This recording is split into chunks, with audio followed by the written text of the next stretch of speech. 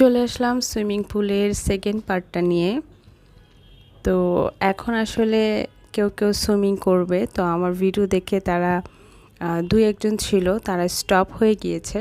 মানে তারা বলছিল ক্যারি অন, মানে আমাকে ভিডিও করার জন্য তারা স্পেস দিচ্ছিল। তারা পরে নামবে, মোবাইল নিয়ে ব্যস্ত হয়ে গিয়েছে। আর যে সিটিং এরিয়াটা দেখছেন সেখানেও একজন বসেছিল। সো আমার মোবাইলের ভিডিও করা দেখে সে খুব উঠে দাঁড়িয়ে সাইডে চলে গেল। খুবই ভালো লাগলো আসলে বিষয়টা। বাংলাদেশে সচরাচর তো এসব দেখা যায় না। এটা ঠিক, বাংলাদেশের মানুষ যে খুব খারাপ আমি সেটা বলছি না। তারা স্পেস অবশ্যই দেয়, ছবি তুলতে নিলে সবাই সরে যায়।